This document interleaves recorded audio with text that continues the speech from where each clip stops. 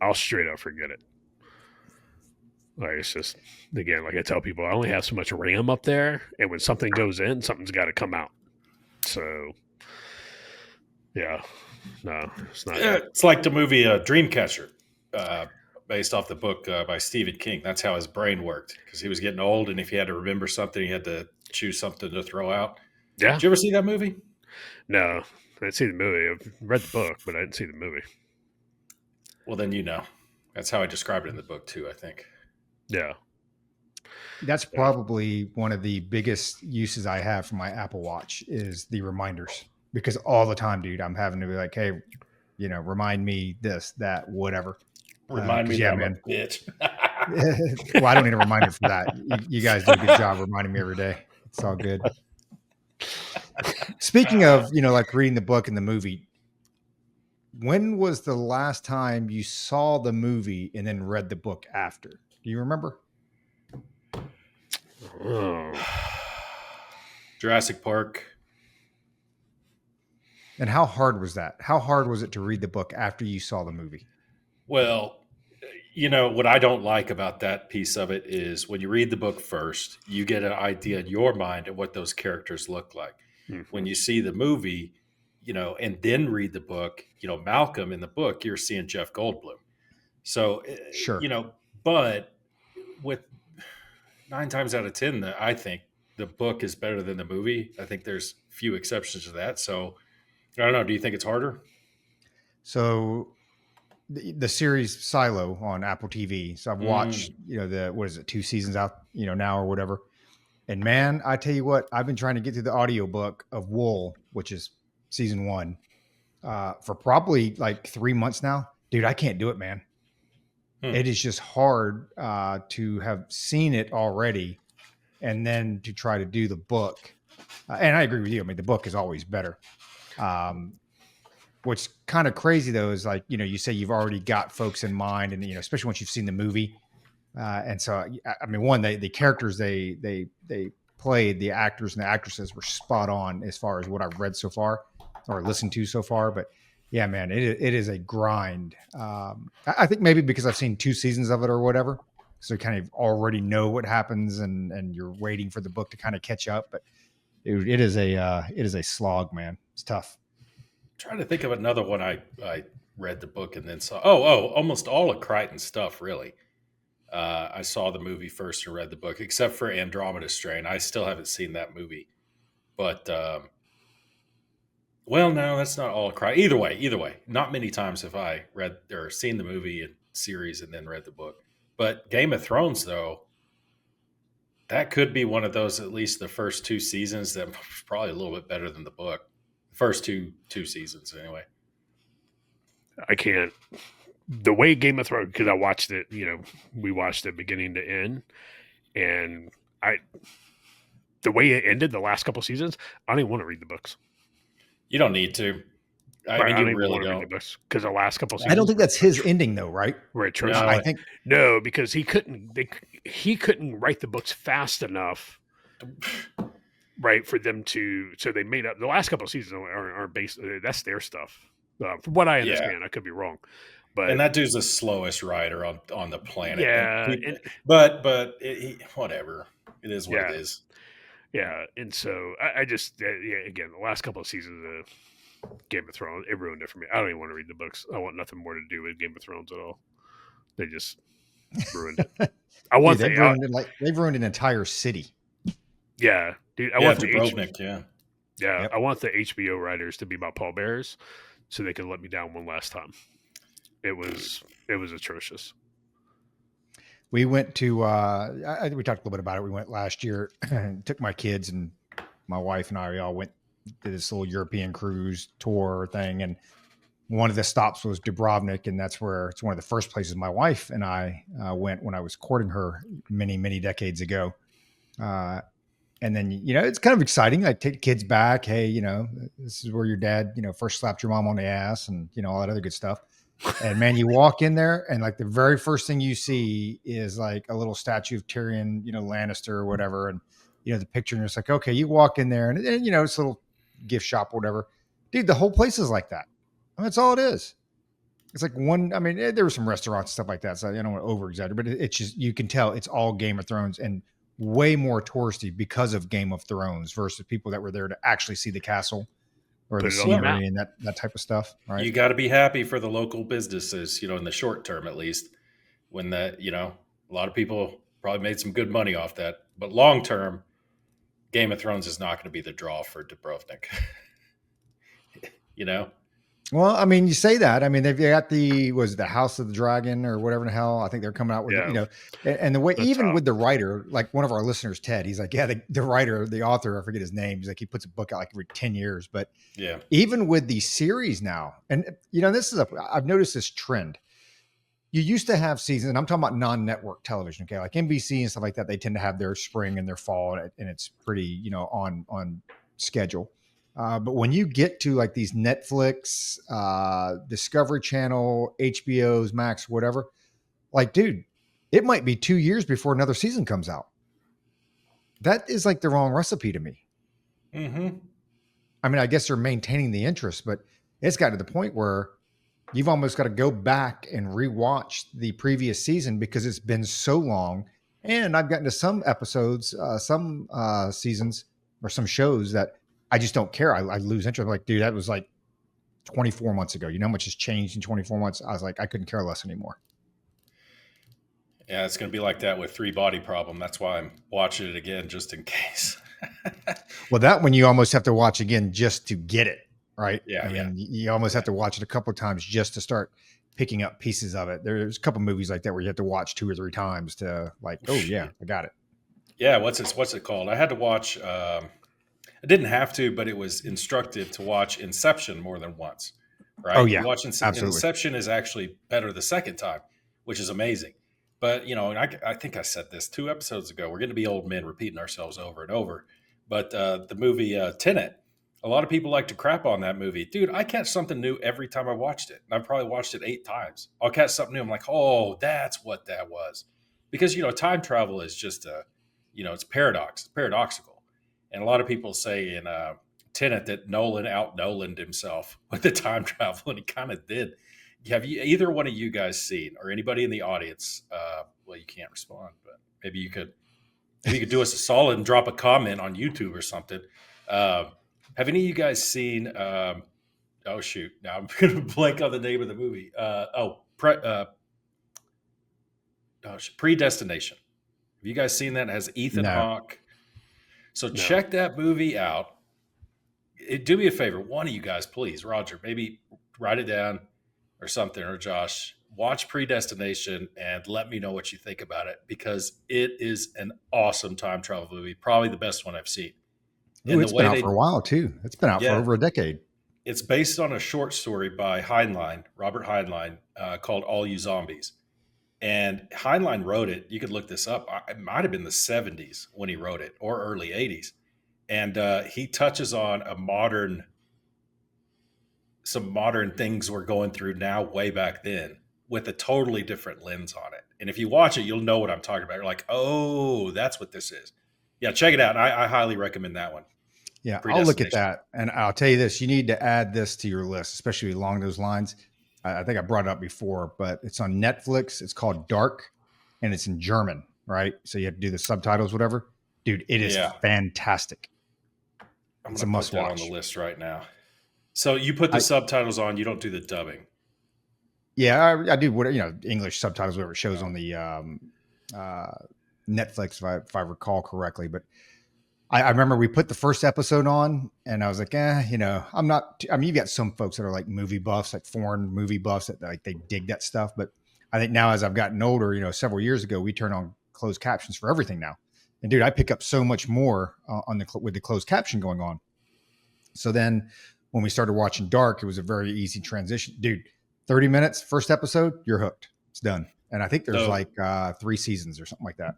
I've got it written down. I'm going to bookmark that. And I might watch the first episode tonight. But Josh, check this out. Here's a movie that we all have seen and then read the book later. G. Watt. All these books coming out. It's so hard to read some of them because it's like, dude, bro, it didn't go down like that. Or maybe it was down like that, but you kind of had to be there kind of thing. But I want to transition over this real quick because we've got some good topics to talk about. But one thing that's been just all over my YouTube algorithm is all these vet bros just going after each other. All these tier one guys going after each other, man. Everybody's going after Shrek. Everybody's going after, and of course the Tim Kennedy stuff. And it's just, dude, there's some serious hate going on because they don't have anybody to fight against anymore. So they're just going to fight against themselves. It's all shooter instruction and who can get the biggest following. But what have you noticed it? Have you seen that? Yeah, no, I've absolutely seen that. But a large part of it, I'll say a large part of it, a lot of it is, you guys remember Enemy at the Gates? And Khrushchev goes to the front lines and he's like, what do we got to do? And people are like, send their families to the gulags, stuff like that. And the one guy's like, give him a hero, give him somebody to root for. And you had these guys come out during GWAT, and everybody was like, that's somebody we can get behind, we can root for, bomb the flag, apple pie. And it was guys like Tim Kennedy, it was guys like Marcus Luttrell, and some of the others you look, especially Marcus Luttrell, lone survivor, Operation Red Wings. This guy was the only dude to survive this operation in Afghanistan, and he came out and was like, he hid for a couple of days. Afghan family took him in, protected him. Rangers went in and rescued him and everything, and everybody's like, "It's amazing," blah blah. And slowly but surely, questions start getting asked, things start coming up, and then you come to find out, you're like, maybe there's more here, that meets the eye. And so people start digging into it. And then some people start, people with the inside baseball on it say, yeah, that's not how that went down, man. That's not what, they showed up to the crime scene. And it's like, that's not what the evidence told us. Same thing with Tim Kennedy. Right, everybody's like, "Oh, dude, look at this guy, Green Beret, UFC fighter. Helped with the evacuation from Kabul, carried a backpack with 50 pounds of grenades, into the fight and stuff." This guy's like, "Oh yeah, Bronze Star, Purple Heart from Anaconda, stuff like that." And people start looking at her like, "Ah, man, I was there, and that's not how that went down." And so it's starting to come out. Tim Kennedy's now under investigation by the Maryland National Guard, right, for stolen valor. And anybody who listens to the Anti-Hero podcast, they've done a series. They did 3 series on Tim Kennedy to just laying out how blatantly he lied. They did a couple on Marcus Luttrell as well on, hey man, that's not the way it really went down. Educate me a little bit on this. Like Kennedy, from I've tracked that pretty well, and that's all his fault. He's just a douchebag or whatever. From what I understand with Luttrell, what I've read, and correct me or fill in the blanks for me, is he really didn't separate. Obviously there's the movie, right? And then people saw the movie, and you've got the dramatics, and he really didn't separate the movie from, hey, this is what really went on. It just, I won't say that I remember him necessarily like overly promoting the movie, but he didn't do a good job of distancing, like, hey, that's the movie. It wasn't all like that. Or is there more to it? From what I've heard, right? And again, this is, just from, what I've listened to other SEALs, talk about on different podcasts. And it's not just the Anti-Hero podcast. There's been a couple of different SEALs that have come out and said, yeah, that's really not the way it went down. So yeah, he didn't distance himself from the movie, but he didn't deny anything either. Yep. Right. He just, Sarah Adams thing. Right. Yeah. Yeah. He didn't come out and say, oh, I did X, Y, and Z, blah, blah. But when people are coming out and it's like, oh yeah, man, that dude, he went down fighting. He was like this, that, and the other, all these things. He didn't deny it. There's a lot of stuff, right? And it was definitely a chaotic situation, right? You can't take that away. I mean, no, there's a big dispute with the amount of fighters that were there. In the book, he claims there were hundreds, when in reality, it's like it probably at tops 40, realistically more like 15. That's, and people have really gone down the rabbit hole, especially on the anti-hero. Another thing though, when I was in Afghanistan, I don't know, maybe 40 clicks from where they were. And as soon as it happened, it was just kind of chaos. You could tell something had gone wrong. And, we got a Frago to try to recover the SSE video, sensitive site exploitation video, that the Taliban would take after every attack. on U.S. forces or Afghan forces, and they would send that SSC video back to Pakistan. And within 48 hours, they would have an SSC propaganda video out circulating in Afghanistan. So our mission was to try to get a hold of one of those as soon as possible. So we went down to the border, waited for the new, DVDs to come in, basically, and just got all of them, bought all of them, and sifted through them and found it. And you could tell on that video just by it was shocking, number one, to see it. It was shocking. And nobody knew Luttrell was alive at that point. But you definitely didn't see Luttrell's body. You actually didn't see Dietz's. Wait, you did see Dietz's body. You didn't see Axe's body. But you did see Murphy's and Dietz's. And they were doing an SSC, man. And I'm telling you, they had so much gear with them. It was ridiculous. I mean, I don't know how much they were carrying, but for a long range reconnaissance like that, I can tell you right now, it was too much. It was way too much. And, what got me about it, as we dug into it, sort of what the hell's going on? Why are we being asked these questions? Who were these guys? Why were they here? Because they all had different uniforms on, they all had different patches on. And it was like, who are these guys? I mean, who are they with? Are they contractors?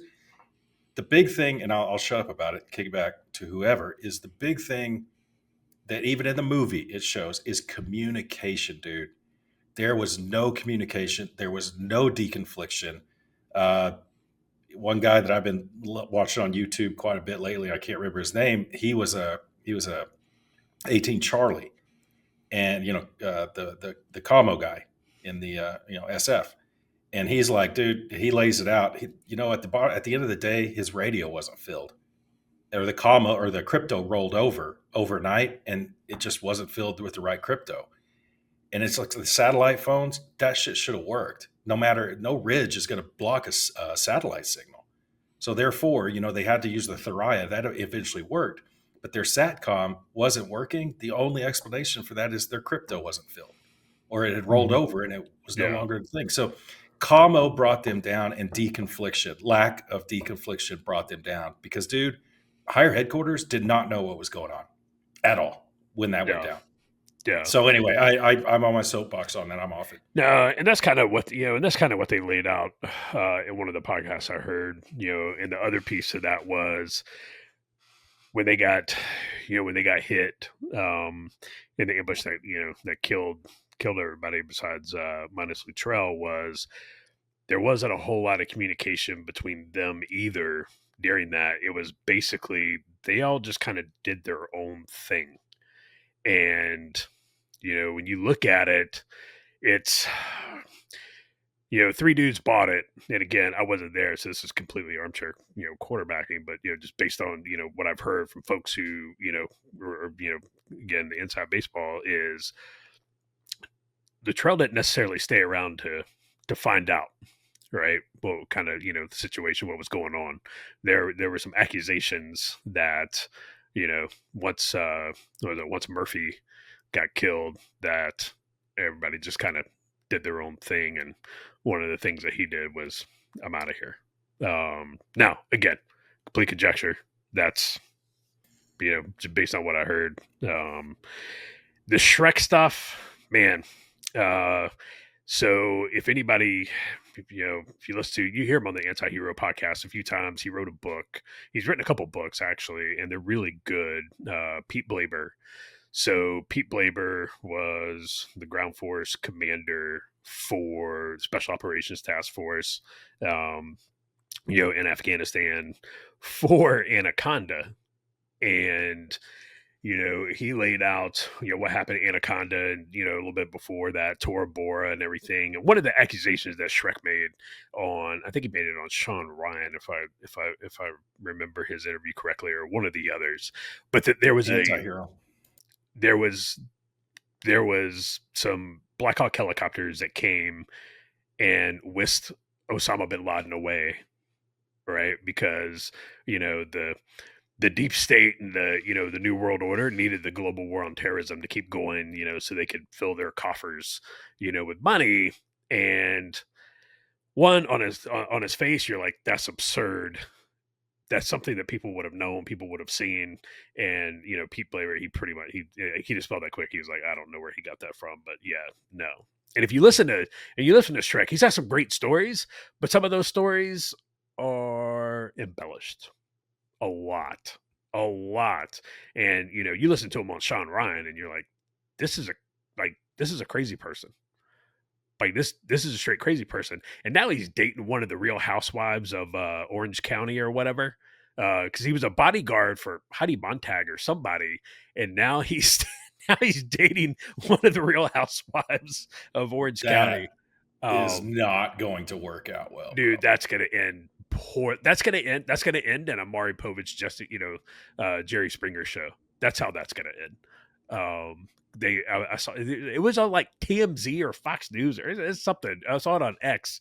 Somebody had posted it, and it was like one of those folks that follow stars around, and basically they're paparazzi, and they just follow them around, take pictures. They were like, "Is this Shrek? Is this his former Delta Force guy?" And it was like, "Yeah, yep, that's John McPhee." You know what this is like? Crazy. This whole thing, Roger, because you're a Batman fan.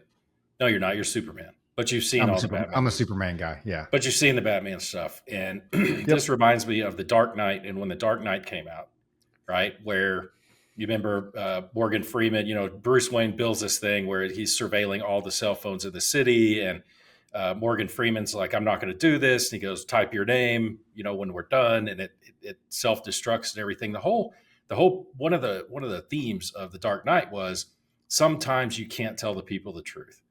Sometimes they have to believe in something to get them through the hard times. And then when The Dark Knight Rises came out, that was like, okay, now it's time to come to grips with the truth, right? Chicken's coming home to roost. You either die the hero or live long enough to see yourself become the bad guy, right?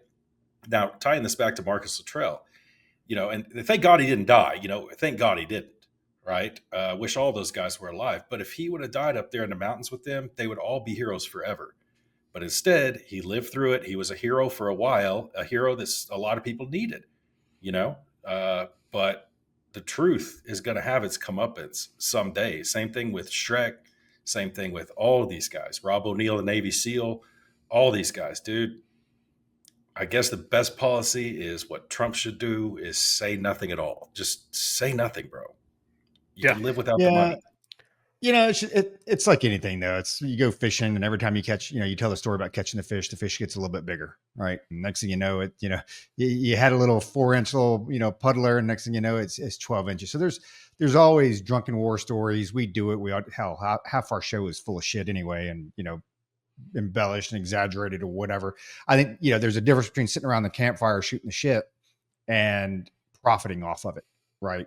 And that's the big thing for me is when folks are out there and, they're pushing all these causes and hey, donate money to this, donate money to that, donate money to me, buy my book. And it's like, well, yeah, when it's all embellished or it gets to the point where it just becomes fiction. Okay, well, I can write fiction. Well, I can't, but like Luke, you can write fiction, right? I'll buy it and we'll read it and whatever. So it's just that's my problem is that when the money gets involved. I mean, again, you give us all a couple drinks, you're sitting around the campfire. It's I shot bin Laden 4 times, not to that extent, but we all talk a little bit of trash. But it's especially like with the stolen valor stuff. I mean, we're not talking like, hey, I spent 2 weeks out there in the field and it was really 5 days. Like, you start claiming like with some Purple Heart stuff and some Bronze Star, things. I mean, there are some things that you especially with the Bronze Star. I mean, for most folks in general, it's like you have to do some pretty significant stuff, right? And so when you start making those claims and, that impacts everything, man. And it's all about credibility for the individual. And so it really does. It's sad because especially like Kennedy, I think we've talked about that for a while. That was always kind of out there because it was always kind of just some fuzzy stuff, right? Yeah. But like the Marcus Luttrell thing was because I didn't really hear a lot about that until maybe several months ago. And the first I heard was, it wasn't necessarily hundreds of folks out there. It may have been like 20, type thing. And then as I start to go back and recollect a little bit, it's like, well, the movie kind of, and I think part of like Luttrell's problem was the movie and then the Tunnels of Towers or Wounded Warrior, whatever he's involved with, like all that just kind of like all happened at once, right? The book, the movie. So it all just became very, very jumbled or whatever. But that's my problem with it, man. Especially when you get the stolen dollar. And nowadays, dude, we're not talking about like the Vietnam War. Like, it's pretty easy to go back and validate things. I mean, there's plenty of ISR, there's plenty of recordings, people on the ground. And so when you see these people, I see it all the time. They're going after each other. Hey, good on them, man. The sad thing is, you've got one guy who's lying going after another guy who's lying. So you got like two liars going at it, right? Versus, some of the stuff that we did downrange was pretty cool. And you know what? You could probably make a pretty decent movie out of some of it, but there's definitely a line between that and then, hey, if I'm going to write a book about, my experience downrange or whatever, kind of like what you guys did, it's like, hey, man, you got to be a little closer to the truth with that. Understanding there's some entertainment value that's got to be had. Nobody wants to watch some shitty movie about us three, stuck on a fob for 2 weeks at a time. I get that. So there's always some dramatization that goes on, but you have to separate yourself from that. It would have to be a comedy, like MASH, first of all. Yeah. But hey, Roger, do not cut that barking dog out, because sorry about the barking dog, but you got to remember, Josh has only done this 179 times. So eventually he'll get the mute button.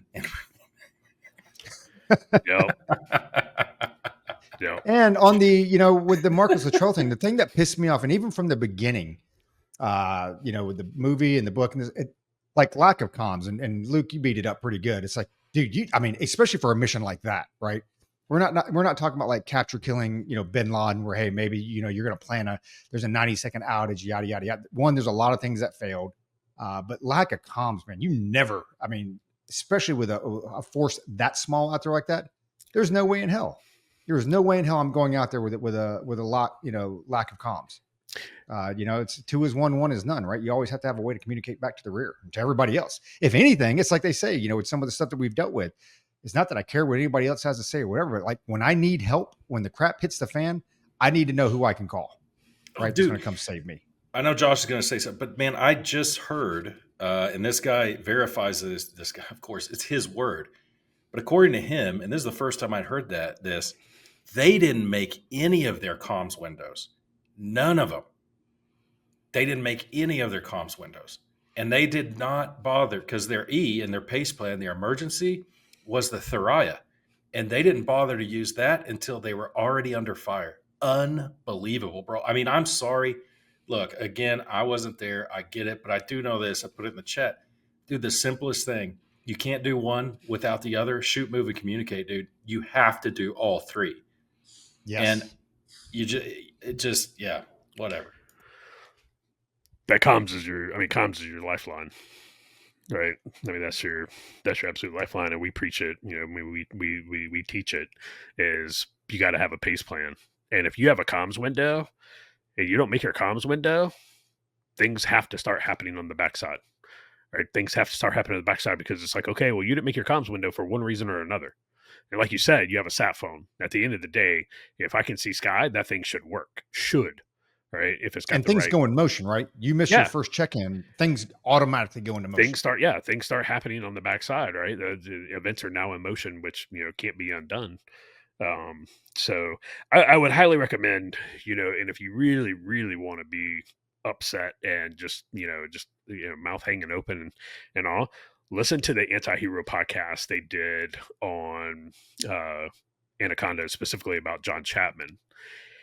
It clears some stuff up about Chapman himself and his Medal of Honor, and Slabinski, who was also awarded the Medal of Honor for that same operation, the same engagement on top of Tucker Gar. It was infuriating. Absolutely infuriating.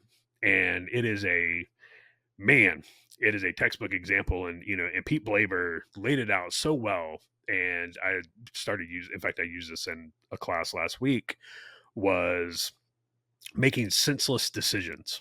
Right. And it was, he looks at it, he calls it senseless decisions, because to understand your operational environment, you have to be in it. Right. You have to experience it with all your senses. Right. You got to see it. You got to smell it. You got to touch it. You got to feel it. And, he laid out, he was like, the people who were making decisions on, what was going to happen on top of Tucker Gar, they weren't there. they were either in Bagram or they were back in the States. They did not. They were making senseless, decisions about an environment they had nothing, no clue about. And he broke it down really well. And if you haven't read any of his books, The Mission, The Men, and Me, it's a fantastic book. He's got 2 more books out there, just on leadership. And he's spot on. So I highly recommend. He's very articulate as well, unlike us. And he speaks very well. A lot of stuff to learn, but I highly recommend his books, and I highly recommend any podcast that he's on. Take a listen to him, because he's a common sense guy, and he has been there, done that, from Pifwick missions in Bosnia, to invasion of Afghanistan. Some of the first guys in there linking up with the Northern Alliance and the agency and everything. Like that guy's been there and done it. So yeah, check it out. It'll piss you off, though. It's going to make you mad. I'll give the SEALs this, man. They're a lot like the Democrats in that they certainly do circle the wagons. They 100%. certainly circle the wagon. Well, they circle the wagons when it can make their community look bad. So give them that, man. They will circle those wagons. But dude, that podcast, that Blaber was on the Anti-Hero podcast. Yeah. And all that did was piss me off. It just dude, when he plays the radio where you've got the it's the Marine Corps major. Yeah. Oh my God, dude. And thank God for that AC-130 Spectre gunship being like, no, this guy's full of it, because they almost took out a 10th Mountain Mortar team. Yeah. He was calling in for fire. He's like, how come you haven't killed these guys yet? Hey, how come, and the AC-130 is like, can you imagine the conversation going on in the cockpit? Yeah. This effing guy. It's like, it goes, and a large part of that, and Roger, I don't know if you listened to it, but this guy, I mean, he's just, he got thrown into it. He doesn't know what he don't know what he's doing, but he doesn't know enough to know what he doesn't know, right? He doesn't know enough to be like, hey, I can't make these decisions right here, because he says, when you tell a group of SEALs, a group of Rangers, you are going to conduct an assault, right? That means something to them. Right? That means something to them. You're going to conduct an assault. You're going to conduct a hasty ambush. You're going to conduct a movement to contact. All that stuff means things. And when you say, okay, I'm going to conduct an assault, it's like the guys conducting the assault, when in the first 2 tranches, those are long range reconnaissance teams. Like, dude, that's like 4 or 5 people. You don't assault an objective with 4 or 5 people, right? They don't have the weapon. They don't have the weapons to do that. They don't have the equipment to do that. They don't have the combat power to do that, because that's not what they do. That's not what they're there for, right? You say, okay, you conduct an assault, then we got to come back. We've got to get a troop, right? We got to get the right weapons systems to conduct an assault. You're not conducting an assault with an M24 sniper rifle, right? I should probably come back and we should probably get some M4s, maybe some saws, some 240s, some stuff to do that. And yeah, he just like, you're going to conduct an assault, and you're like, bro, it was bad.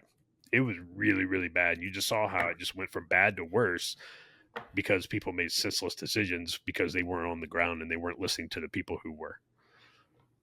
Yeah. That's why I'm glad that during the majority of my deployments later on in my career, with the combat deployments, I'm glad that my rank, and we were, I think, all in the same boat, was high enough that you can speak up and be like, hey, especially when it's my life on the line, like, oh, hold on here a minute, like, what's the plan? Like, we're not having comms for how long? Yeah, so that's not going to happen.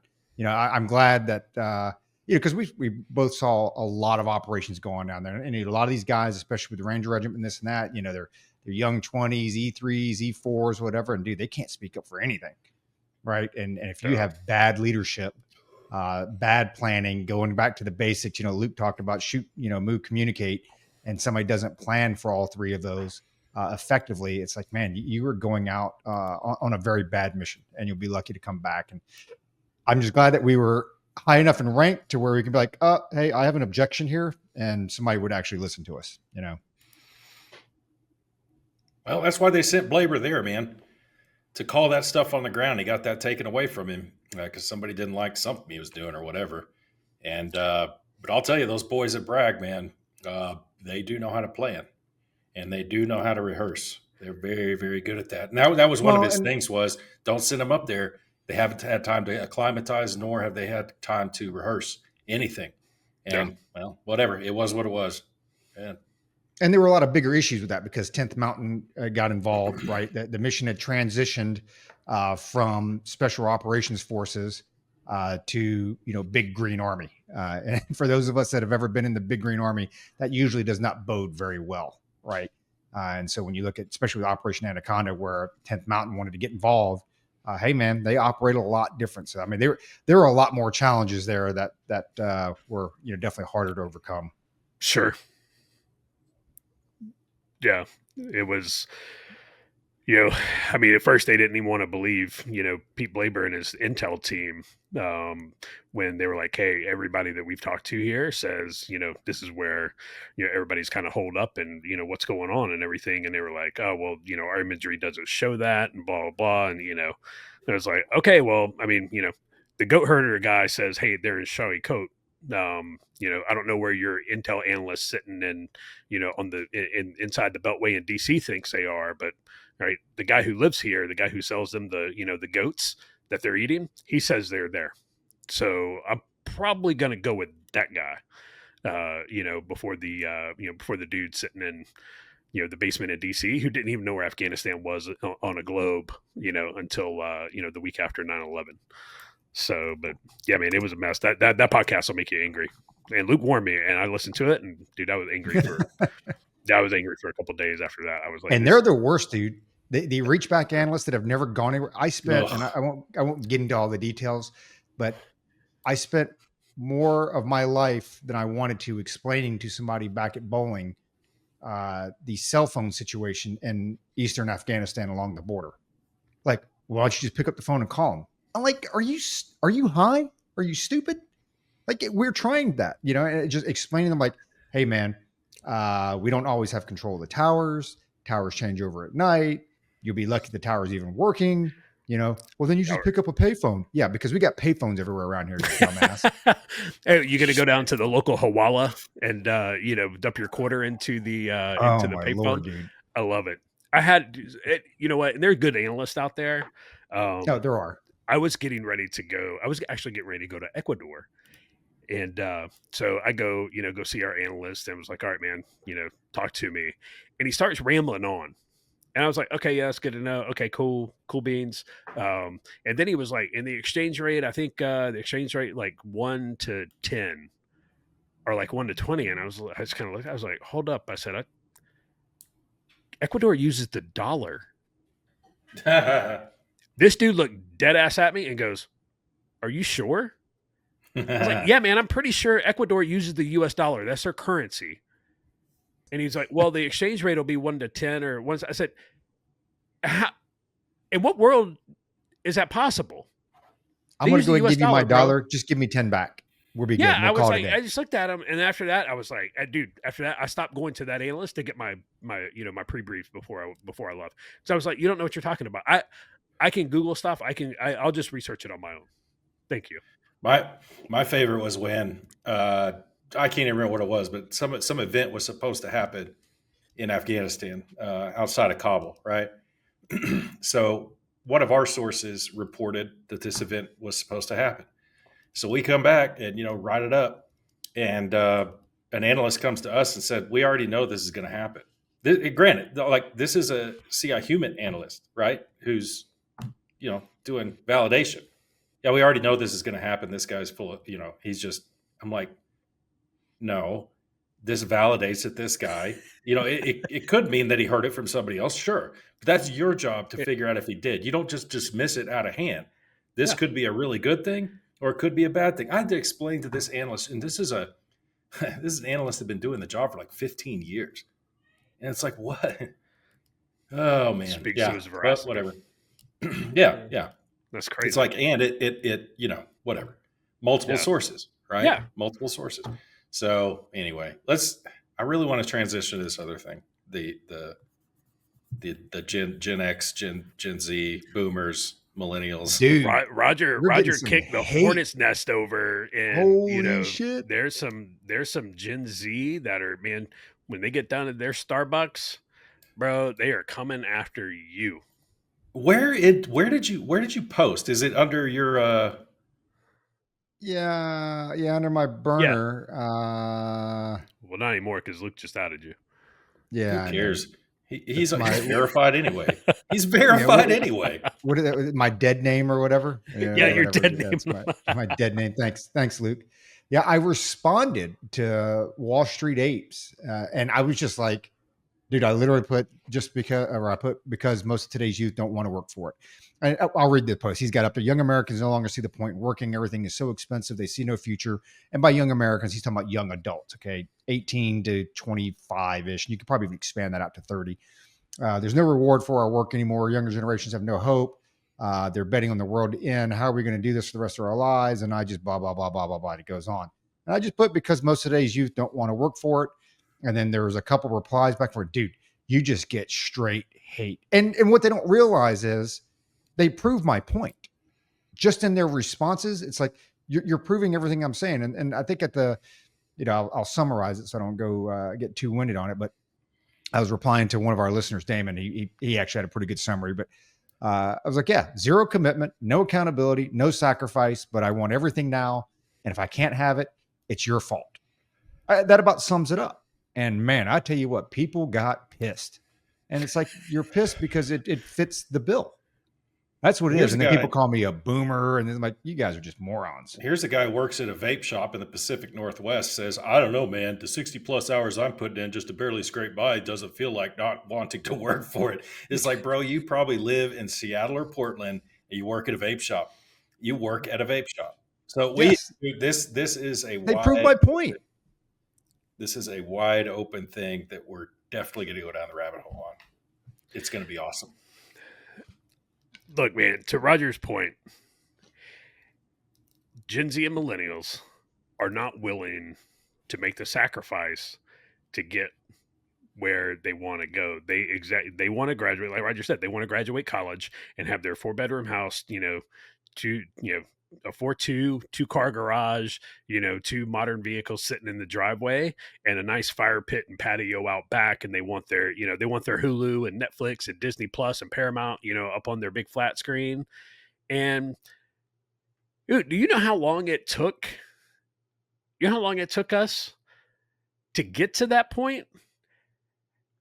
They want it, and they want it. Yeah, they want it. They want to sit there with their MacBook in Starbucks and talk about how capitalism is failing them, and this, that, and the other. They're not willing to do a number of things. They're not willing to move. Right? You talk to some of them, and they're like, "I can't afford. I can't believe my rent in New York City is $4,000 a month for 500 square feet." It's like, I can't believe you willingly live in New York City. Right?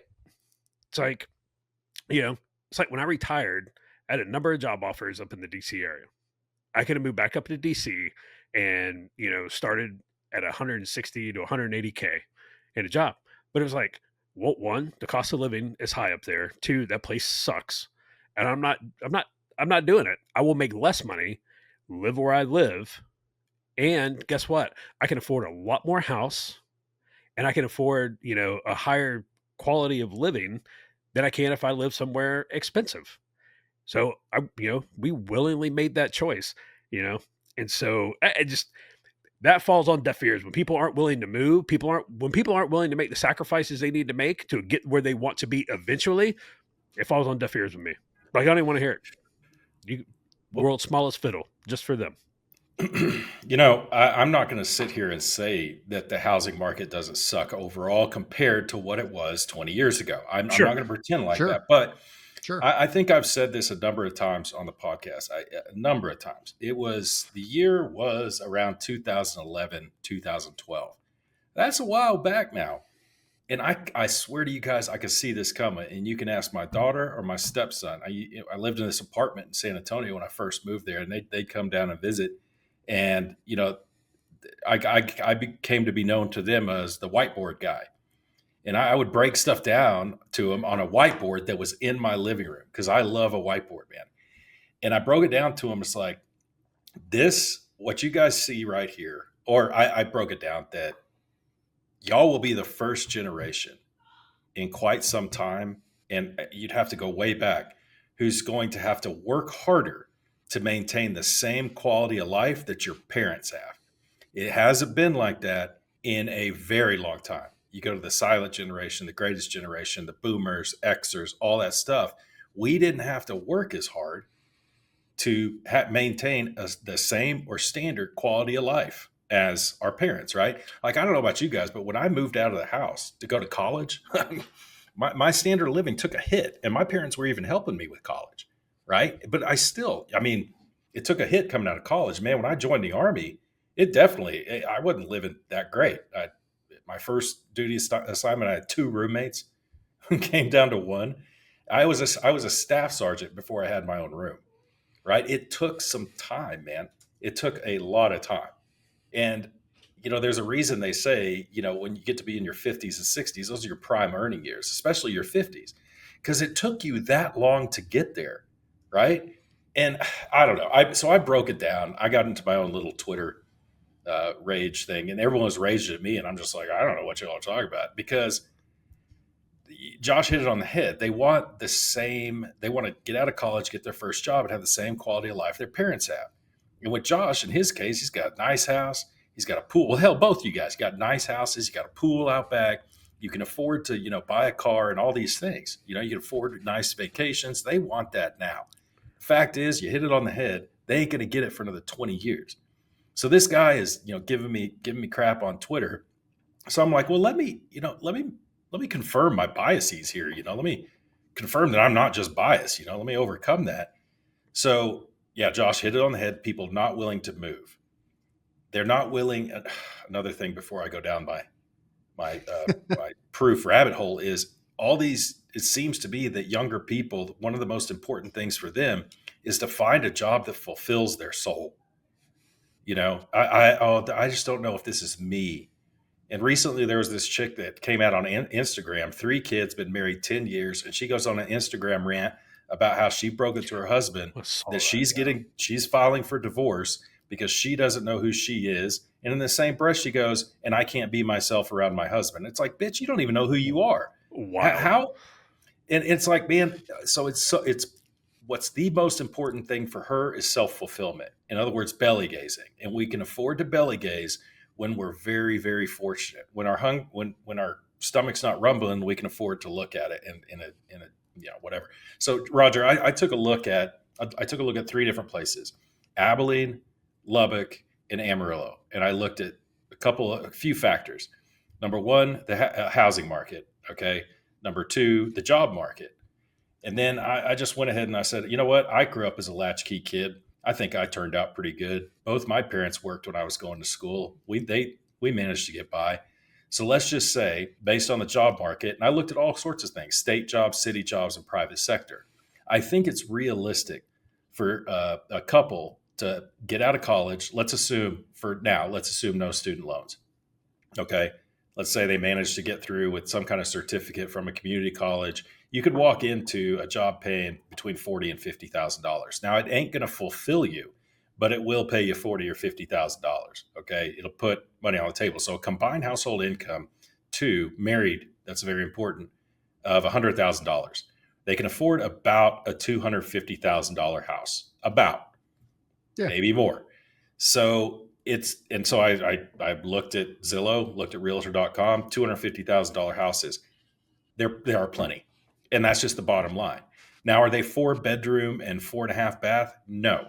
They're 3 or 4 bedrooms with 2 baths. And they're not new houses, most of them.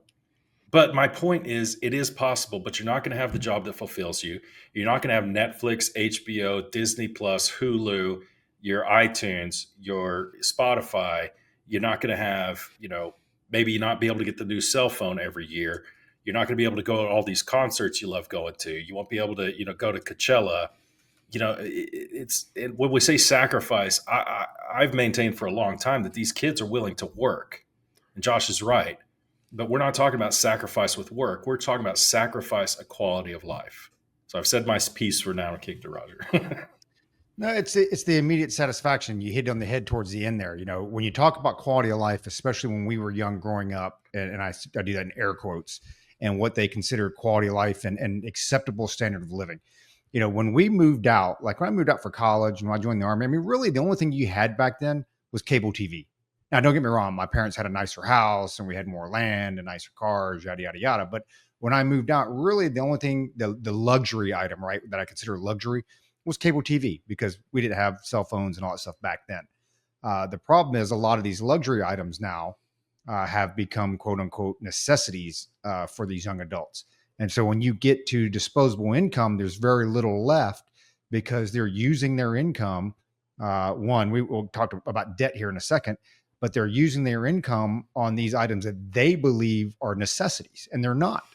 And it goes back to exactly what you said, you know, the new iPhone. I've got to have the unlimited data plan. I need to have Netflix. I need to have Apple TV. I need to have my iTunes. Like, if you've got all that crap, it's falling on deaf ears. One, it was already falling on deaf ears. It's falling on deafer ears, if you can be that way. Because hey man, you're throwing your money away, right? You can go out there and get you a Boost Mobile or whatever in the heck, or a track phone for them $25 a month, unlimited, and be done. Call it a day. Do you have all the bells and whistles and all the unlimited data that, you know, oh, well, I can go to Costa Rica and call unlimited. Well, okay, yeah, you're probably not going to get that plan, right, for the $25. But those are the things they're spending money on every single month, and it gets into hundreds. And put it this way, they have, and I can't remember the name of it, they have an app for people that have so many subscriptions they can't keep track of them, to go back and tell them that, oh, by the way, you already had the subscription for, 3 times over, or, hey, you haven't used this one or whatever. And they're not catering and marketing to us. They're marketing to our kids, the young adults, because what they don't understand is, it's just $20. Well, it's $20 here. It's $20 there. It's $20 there. Next thing you know, it's several $100s, right? So you got a lot of those items that they are classifying as necessities, which aren't.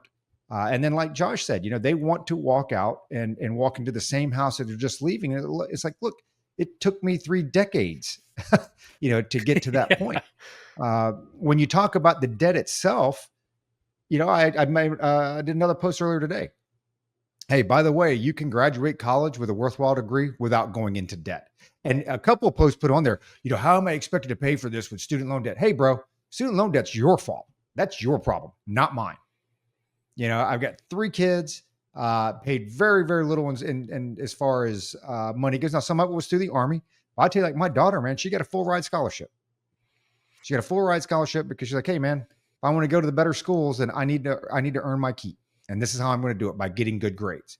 My son said, hey, I'm going to kick it around community college, because community college is way cheaper than the 4-year university, right? Hell He did yeah. that for 2 years.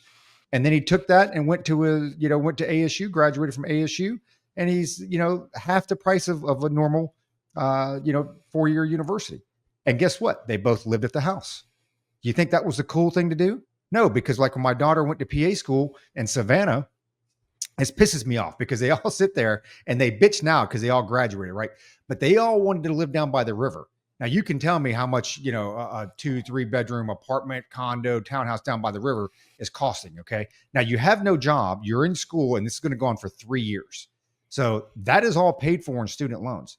My daughter, we got her an apartment that was 3 minutes away, and it was a nice apartment, for what, what she was spending, but it was, about 3 minutes away from campus. It definitely wasn't down by the river, very cheap. There was a Walmart down the road. She could walk to her school if she had to. Life was very easy. It was very convenient, knowing this was a short-term solution, right? For her to get through school. So she graduated school with 0 student loan debt.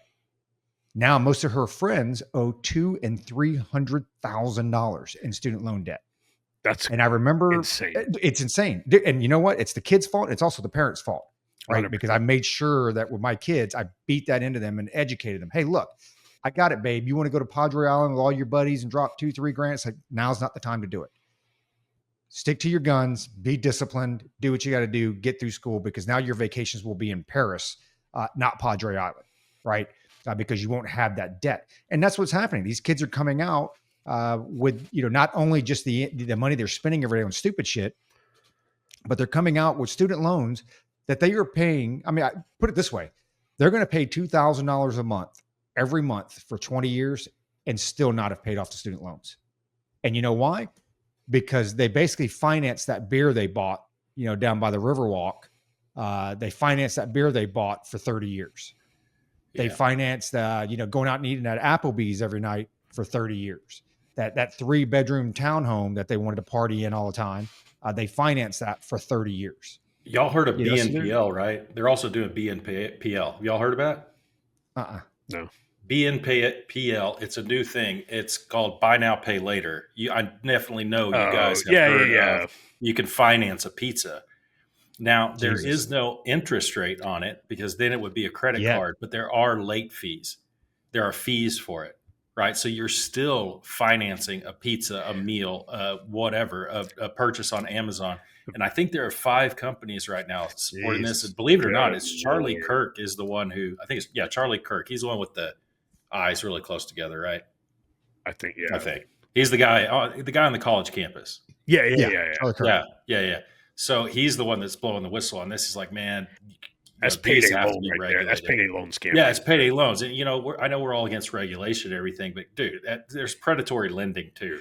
There's predatory the lending. Muslims did get one thing right. No, but you know what? And this is my last piece before I kick it over to Josh. But again, at that point, you need to be financially literate enough and educated enough that I'm not going to do that. And I sit here and I know I'm on my soapbox and I get it, but I, like Luke and Josh, joined the Army as a private. And hey, man, I had roommates and this and that. And I remember I was like, hey, man, this is not fulfilling right now to me. But understanding that's not what I was coming in for. I was looking for, hey, I need to learn something. I need to get my education. Again, I learned that skill set, trade craft, whatever it is, better myself. And when I was, stationed overseas, I remember on weekends, I had a class that could only meet 1 to 9 o'clock Saturdays. That's when we met. And it was a history class for college. And you know what? While everybody else was out partying and drinking, and hey, I'm not blaming people that did that. To each their own. But my ass was in school. That's what I was doing because I knew that's what I had to do to better myself. Now, if you want to go out and party like a rock star or whatever, that's fine. I don't care. Like I said, to each their own. Just don't bitch about it later, right? When you're not making those sacrifices or not willing to make the sacrifices. My old man used to tell me, he's like, hey, you're going to sacrifice one time in your life at least. You do it while you're young, middle age, or old. Sacrifice while you're young because you've got the energy. Because when you get, 45, 50 years old, you don't necessarily want to be working, 60, 70 hours a week. It just pisses me off because I know all 3 of us and a lot of our listeners have made those decisions and sacrificed. And now I hear some whiny ass 22-year-old about, man, you guys just driving the housing market up and I can't live anywhere. Whatever, dude. Yes. So I'm gonna start asking people. I'm gonna start asking people, like, so like whether it's my kids' friends or whatever, when they talk about, when they bring this up, right, when they're like, we can't make it because you guys boomers, like Luke pointed out earlier, him and I were chatting earlier today, and it's like we are going to soon be the boomers, right? Because the boomers are going to be gone, and then we're going to be the boomers, even though we're that we're Gen Xers, and I would just start asking them, show me the last 30 days of expenditures. Show me your bank account spending for the last 30 days. All right, now let's go through. We're gonna redline everything that you think. I want you to mark off what you think is a necessity, and then I'm gonna go through and I'm gonna tell you what's a necessity and what ain't. Right, for starters, because again, it goes back to people want it right now. They want that instant gratification. So I did some digging, kind of like Luke did, right, especially on the housing piece. Now, if you take a look at, I'll use Toledo, Ohio, which has the most affordable large markets, right? If you go to the, the most affordable housing in the United States, there's one place like in the middle of nowhere, West Virginia, that's like, this is the most affordable place to live. And it's like, okay, it's a town of like, 1,200. Okay, I got it. The job market's probably not that great there. But so when you break down Toledo, Wichita, and Little Rock, and even city large market, one of the most affordable, I didn't realize this, Pittsburgh. Right? So Pittsburgh, the Great typical home team. value, kind of like median, is 216. Okay. All right, 216K. That's, it's not terrible. And when you break down, let's use Little Rock, Arkansas. All right. And then looked at the job market in Little Rock, Arkansas. All right. So Little Rock, Arkansas, the median house price, $222K for Little Rock.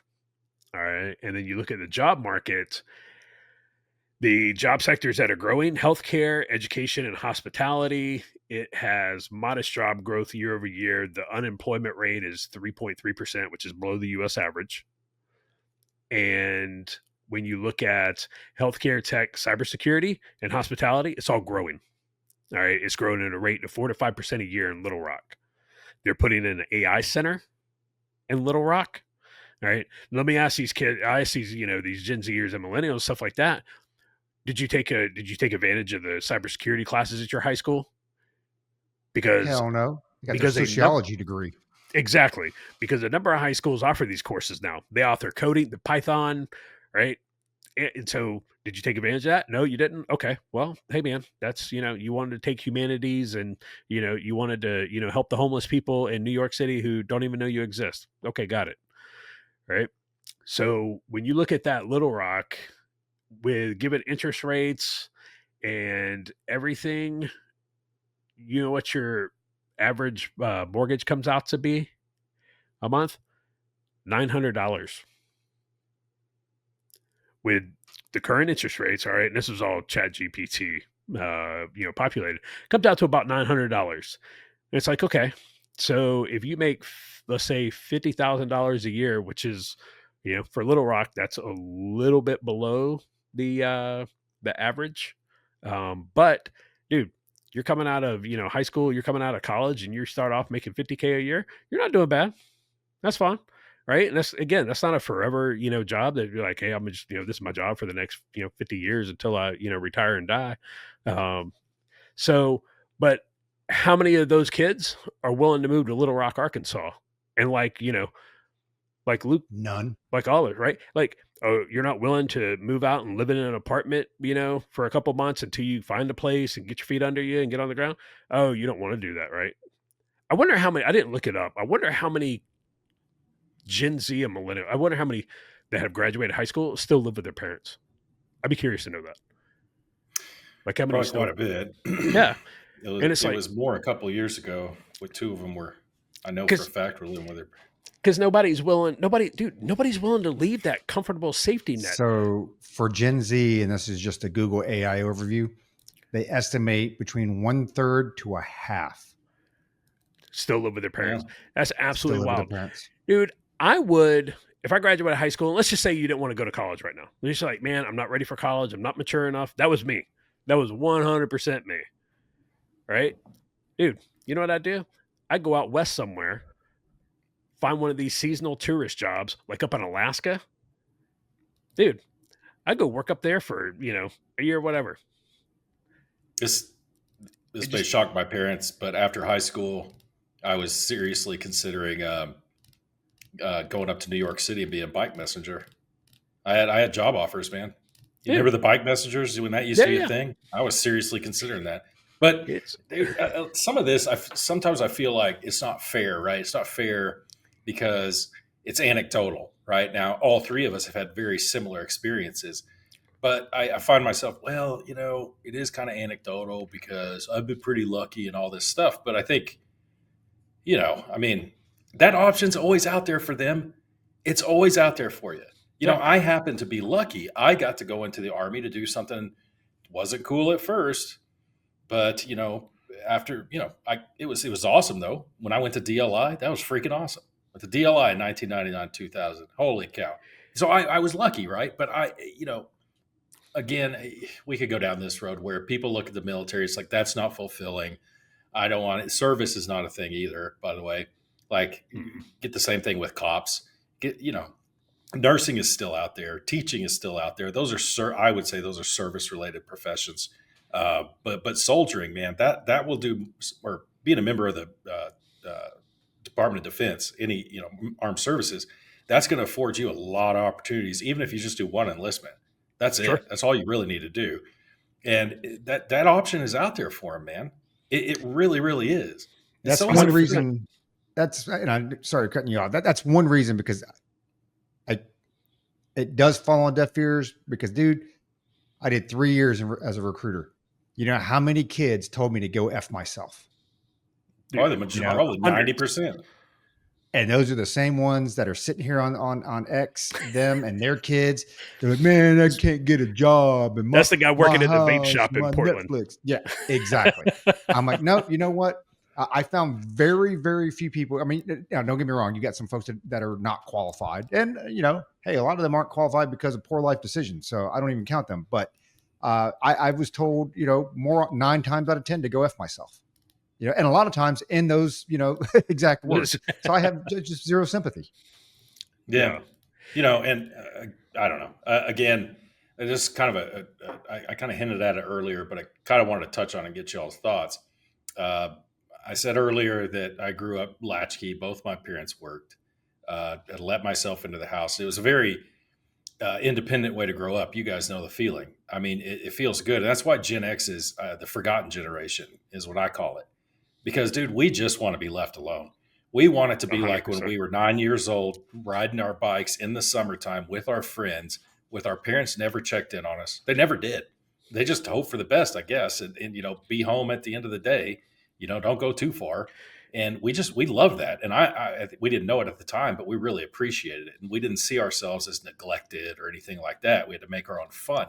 We grew up, with movies. We've said it a million times, but even as we came into young adulthood, there are movies like Office Space, where at the happy ending of that movie is he is working a construction job. That was a happy ending, and that movie was tailored to people our age at the time. And then you had Fight Club, where that was a total Gen X movie. You want to know what Gen X is all about? Watch Fight Club and Office Space. And Yep. I don't know, but here's where I want to get to is there's a thing that people rail on about, and I kind of get the point, unless you guys can convince me otherwise, is that there's a 2-income trap in this country now, right? And it's either a trap or it's just the way it goes, where both parents a lot of times are working, but they're working these corporate type jobs, whatever. And that worked out really well during COVID, but now everyone's going back into the office. They've lived off that $250,000 income per year. Now they're trapped in that really nice house, raising 2 kids, through elementary school, maybe middle school, where it's different. And so they outsource their parenting to very expensive daycares and things like that. Where at the end of the day, I mean, it's too bad it's not like the 1950s and 1960s, where the man is the breadwinner, and it's a stay-at-home mom with a full-time job and taking care of the kids in the house, and people are kind of happy with it. But again, now that's not fulfilling for women, right? And it's not fulfilling for men either of that generation, because no, I don't want to live in the 2-bedroom, 2-bath house. I don't want my kids to have to share a bedroom. We have to have that higher quality of life. I think that is an aspect of this. Personally, I think that's an aspect of it. That's just me, though. Don't disagree. One comment on Gen X, and you're right. Our parents didn't neglect us. We went off and rode our bikes and went in the woods. Went to the gas. We went to the drug dealer gas station to get slushies and stuff. And I mean, the strong survive, and the weak wound up on unsolved mysteries like nature intended. That was just kind of that was Gen X. As far as the dual income household goes, yes, and no. Again, it comes back to what is important to you, right? What is important to you? So when we lived in Maryland, my wife worked, and she had a great job, right? She made as much money as I did. And we did that, right? We, it's like, hey man, our kids after school, they had after school daycare, and they went to a little kid fight club because it was a little karate place, down by our house. They do an after school program, where the tutors, they help with their homework, and then they teach them karate. And we, over time, over a couple months, we started those behavior issues with the kids, so we get off track. And I just popped in there one day, before it showed up a little bit before parents were supposed to start showing up to pick up kids. And it was like romper room. There was no supervision. I mean, you had 100 kids just doing whatever they please. And these are elementary school kids, right? So you got, some people eating boogers in the corner. There's Fight Club in the other corner. There's a little bit of coloring. There's, just, whatever going on. It was like, you know what, man? No, we're not doing this. And guess what? My wife quit her job and was like, okay, well, hey, we had to dial back our standard of living. because our kids were more important than a job. It was more important than our standard of living. So I would challenge, those folks out there with, two people working, two parents working and stuff like that. All right. Well, I mean, what's more important, your kids or your standard of living? And that's a choice that each family is going to have to make. Well, they're going to say it's my kid's standard of living is so important, Josh. Well, hey, They have to go to private school. It's No. like I get you, but I think we're not patting ourselves on the back. I think we and a lot of our listeners have made some really wise decisions throughout the years. Just try to understand where a lot of this is coming from, like their mindset, Sure. And I think it's a very materialistic, cushy lifestyle, whatever. Keeping up with the Joneses. It's Fight Club, dude. Well, it's going to get worse. It's going to get worse. And this is what, I'll probably be dead, but before this happens, but what I'm teaching my kids now is like, hey, you're going to have to protect your assets, because here's what's happening. When my kids turned 18, I opened up a Roth IRA for all of them. And I started putting money in there. It's like, hey, we'll put money in there every month, allotment or whatever till you graduate college. When you graduate college, then, you'll invest in a 401k or something like that. So my kids, have that. So they've started doing that since they were 18. They're now working. They continue to do that. All these people that are on here bitching, do you think any of them have a 401k? You think any of them have an IRA or a Roth IRA or planning for retirement? No, they're blowing every single penny because they got to have that Netflix, right? They got to have that new iPhone. And so here's what happens. Those 20-year-olds become 50-year-olds. And when our kids are looking at, hey, maybe I'll retire a few years early. I got some money saved up, and some things that I want to really truly do in life, and this and that. Dude, because they're going to be vastly outnumbered, and they're going to come for their assets. They're going to come for their money. And that's, when you look at the AOCs and the Bernies and Mom Donnies, that's exactly what it is, right? They're going to appeal to the mob, and the mob is going to come and try to take your kid's shit. And one of the things that you got to do, and, obviously it'll happen slowly and over the course of several years, but it's like, hey, kids, that's what I teach them. It's like, you got to pay attention, vote, get involved, know what's changing, know what the laws are, because more and more things are being passed that are trying to, that redistribution of wealth. And that's what our kids are going to fight against. That's what they're going to struggle against. And it scares the crap out of me. It's gonna come in the form of free, right? So Josh Shapiro in Pennsylvania, he's pushing free lunches for all kids, and that sounds great, right? Because nobody wants kids to go hungry. Nobody wants little Johnny in 5th grade to be hungry. It's like little Johnny should have a free lunch. And you think about it on the surface, it's playing on your emotions. You're like, well, of course, nobody wants little Johnny to go hungry, but it's free. It's free. Somebody's buying that food. Somebody's got to pay for that. Oh, that's right. It's a taxpayer. They're going to fleece you for it, right? And it's going to keep coming up, in New York City. Free housing. Free. Somebody's paying for that. College should be free. Really? How are you paying the professors? How are you paying the janitors? How are you paying the maintenance personnel? Somebody's got to pay for that. They're not going to work for free, because you just said you're not working for free. You need a livable wage. Do they not need a livable wage? That's what it's going to come. That's what it's coming. That's how it's going to, present itself. It's not going to be somebody knocking on your door saying, open your safe. I'm taking all your stuff. It's just going to be, death by 1,000 cuts. You guys hear Adam Carolla on Joe Rogan? This is a while back, and how he kind of like lays out, the current state of, this movement on, why can't I have this, and why don't I have that, and why do you have that?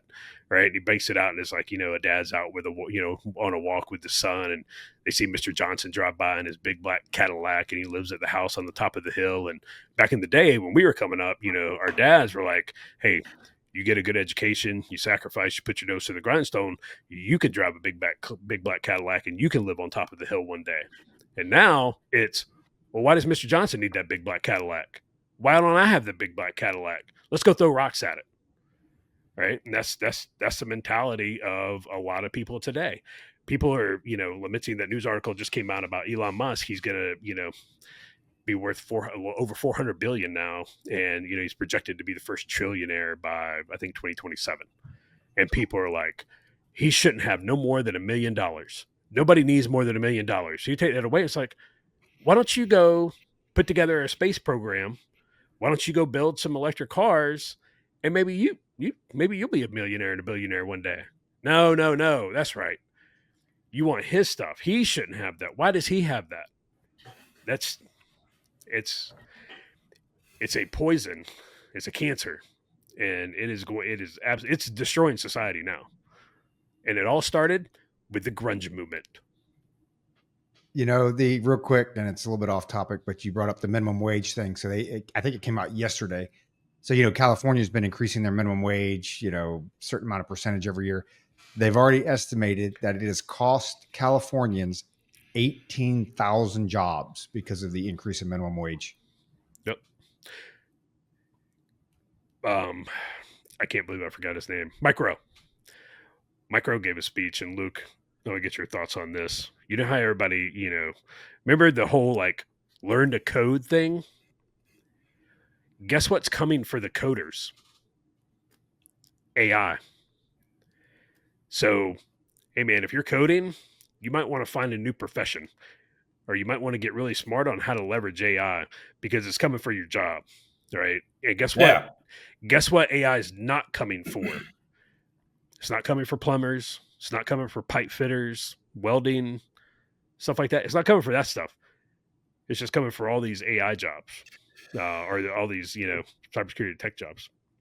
It's even coming for them chicks that were told to learn to hoe on OnlyFans. AI's coming for them too, man. Dude, you ain't kidding. Eventually. You ain't kidding. The whole entertainment industry.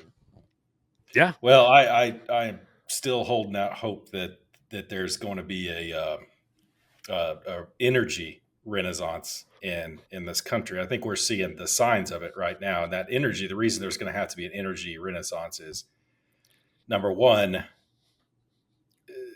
the more people you have, the more energy you need. The more advanced your society is, the more energy you need. And so we just need more energy, and we need it cheap. We need it fast. But two, AI sucks a ton of energy. Number one, the computing power, but number two, just to keep those things cold. So there's going to, if you watch the news even a little bit, you see all of these major energy projects underway. Not just nuclear, but LNG. The deal that Trump signed with the EU, 15% tariffs across the board, and they're going to buy $400 billion worth of LNG from the U.S. Brilliant move. Great deal, dude. What did he have on them? What did he have on them? I mean, for real. Well, 15% tariff on European goods. 0% tariff on ours. Like $650 billion in energy investment, and another $750 billion in just like regular investments. It could be as simple as, go ahead. No, I was going to say there's got to be some quid pro quo in there, right? It will probably be in the form of foreign military sales. We will probably give them some discounts on weapon systems. That's my guess. Yeah, weapon systems, and continue to supply the Ukrainians. Because that was definitely a blow to Russia, the $400 billion worth of LNG. I don't know over how many years that is, but that's a job creator here. No, you're right. Companies that deal with LNG terminals and basically transporting energy from here to there. So that was a good one. But back to Josh's point about energy and AI renaissance. When you have, did I break down how like a hyperscaling data center works on this podcast? Did I do that last week or the week before? Not that I remember. Okay. If I did, audience, please forgive me. But so there's a hyperscaling data center that they want to build outside of Amarillo, Texas. It's on 6,000, between 4,000 and 6,000 acres. That's a lot of land. Okay. These hyperscaling data centers, if you've ever seen the Gigafactory outside of Austin, if you've seen it with your own eyes, it's not, these data centers aren't quite as big as a gigafactory, but they're almost that big. So these are just holding a ton of basically servers, right? And they're all going to be, think of it as a shopping mall. Okay, you have your shopping mall. You got your Dillard's over here. You got your Macy's over there. You got your Sears over there, and you got a bunch of little shops. But in a data center, it's like instead of Macy's, it's Microsoft. Instead of Dillard's, it's Google. Instead of Sears, it's X or SpaceX or whatever, Grok or whatever. Renting out those big spaces. Then you've got these smaller spaces with your GameStop and your, hat store and all this stuff that are smaller, like maybe government project, maybe a startup AI company is going to be renting out space. So think of it as a shopping mall with that just takes a ton of energy, right? So they're talking about putting in 6 gas turbines and four nuclear reactors up here, and maybe a tertiary energy source, probably not solar or wind. I don't know what that'll be, but what's that mean? That means that over the next 10 years, if this thing goes through, you're going to have thousands of construction jobs up here. It doesn't take a whole lot to manage the Microsoft, portion of the data center, the Macy's. It doesn't, it takes very few people to, do that. But you're going to have a lot of construction jobs, a lot of plumbing jobs, a lot of, welding, digging, so on and so forth. So these jobs are going to be out there. And like you're saying, man, and we talked about it here before, plumbers do pretty well. Welders do pretty well. It's just is the job going to be there or not? That's the big thing. So when I think about energy, renaissance or whatever, I see a lot of blue collar jobs. So everybody can cry me a freaking river about I can't find a good paying job. Well, like Josh said, he's going to start asking, let me see your expenses, number one. And number two, are you willing to move from just outside from New Jersey? Are you willing to move from San Diego? If the answer is no, are you willing to do a blue collar job? If the answer to any of those is no, well, then I don't want to hear about it because the jobs are out there. And moving sucks. My dad had to do it when I was 8 years old, moving from Arizona to Texas. It sucked. It wasn't fun moving schools, making new friends, but he had to do it. He had to do it for the betterment of the family, better financial position. So he did it. You can do it too. So I hope that Mike Rowe, he's spot on. It's like, man, there are only so many project manager jobs. And that's another thing AI is coming for. Project managers. Dude, how many female project managers out there besides Jer, who listens to the podcast? Yeah. Dude, you couldn't swing a dead cat at my last job without hitting a female project manager, dude. I swear it made up 70% of the workforce. And it's ridiculous. Meanwhile, our listener, Scotty, he's a project manager, but he's a big time project manager. Ain't AI gonna take his job? But anyway. No, and I'm with you, man. It's again, let me see your expenses. Let me help you. And I'd be willing to go through it. But again, people don't want to do what it takes because people don't want to be uncomfortable. And you're going to be uncomfortable for a little while. You're going to have to make some sacrifices. It's like I said, I think it was in our text group or on X or something like that. Like I've literally gone and given plasma before so I could put gas in my car. All right. That's the level of broke I was. And it wasn't because, the cost of living is so high and I could barely make it. It was because I was bad with money. Like I was really bad with my money. And that's just what it is, So, yeah. Speaking of, man, if you work for 6 hours, you might want to start looking for another job too, because they're about to take a hit. They're not 6 hours not doing well. If you own a 6 hour, I recommend you stop carrying it and carry a Glock. That's just my opinion, though.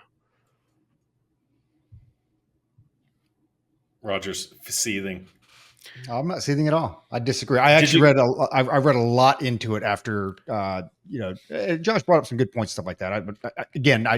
I had heard with the P320, there were issues with, what are they calling it? Uncommanded firing and this and that. And I've actually got screenshots now where I was going through and trying to track a lot of this stuff. And, SIG's problem, much like we've seen with the administration and things, they came out with a fix, right?